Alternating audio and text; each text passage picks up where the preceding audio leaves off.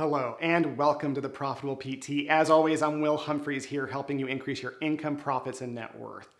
Today we're going to be talking about the 5 steps to negotiating the highest starting salary with your new employer. In the job interview process, money does come up, of course, and it's an important thing to know how to start at your highest salary because that has been proven to be the most important financial decision you'll make at your new place of employment. It has been shown that a higher starting salary with fewer raises yields more profits than a lower starting salary with more raises. So this is an important decision to get right. But don't worry, we're going to show you how to do it right here. Step number 1, know your range. Most people make the mistake of going online as their only means of research to determine what they should get paid for their position. Most of the time, I have found that those ranges are elevated because they incorporate other settings that are higher paid, like SNF facilities, if I'm an outpatient clinic, that kind of thing. So it's really important to build a network of people who are in your skill set. If you're a director, other directors, if you're a new grad, other new grads, so that you can ask them what a compensation range should be and what it looks like. That gives you a starting point so that you don't start too low or too high in knowing what you should be getting, which is number 2. Number 2, you should know your worth. So for a perfect example, in physical therapy in Arizona right now, it's 2020, new grads make anywhere between $68,000 a year to $73,000 a year starting out. That's a typical range. You'll find a few lower, a few higher, but that's the typical range.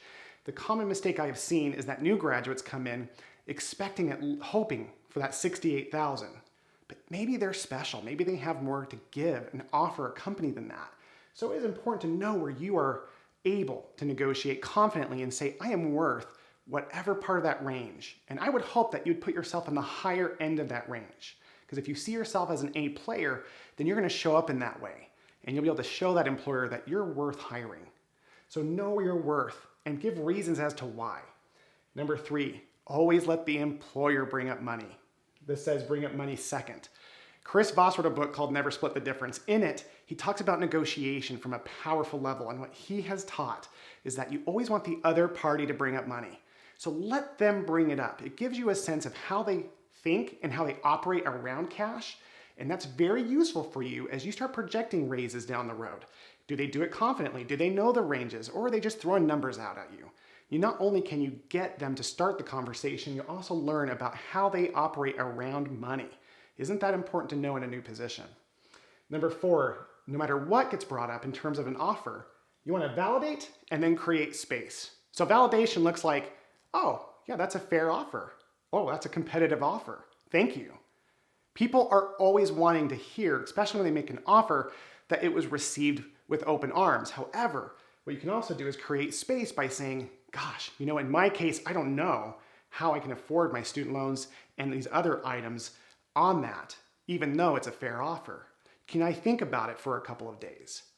Giving employers that chance to understand that it doesn't necessarily align with where you want to be, and then giving it time is a way for them to really decide if they want to hire you, and I can tell you by doing that that they will. So validate and creating space gives you an opportunity to really just detach emotionally from saying yes to get that job because maybe you just want a job, and allows there to be enough time to occur to where you can increase that starting salary. Number 5, when they come back, to accept a middle ground or walk away. Sometimes they'll come right back and give you what you wanted after giving it some time. Sometimes they'll offer something in the middle, or maybe you can offer something in the middle to them that might be more towards what you're worth and still provide some value to the employer. Now, obviously, the thing that you can do that would be a huge mistake is accepting a job offer that's well below your worth just because you want a job. So being willing to walk away gives you the power to be able to see clearly every job opportunity. Remember, you're a powerful human being. You will find other jobs if this one doesn't align. So as you evaluate your job, be willing to accept a middle ground or be willing to walk away. That will prevent you from taking a job that isn't going to fit for you, because if you're underpaid for your position, I promise you it's a matter of time before you start looking elsewhere, which hurts both you and your future employer. So being really clear on these 5 steps will empower you to get the highest starting salary possible. If you like this video, please click like and subscribe. For every subscription, we make a donation to feed my starving children. Until next time.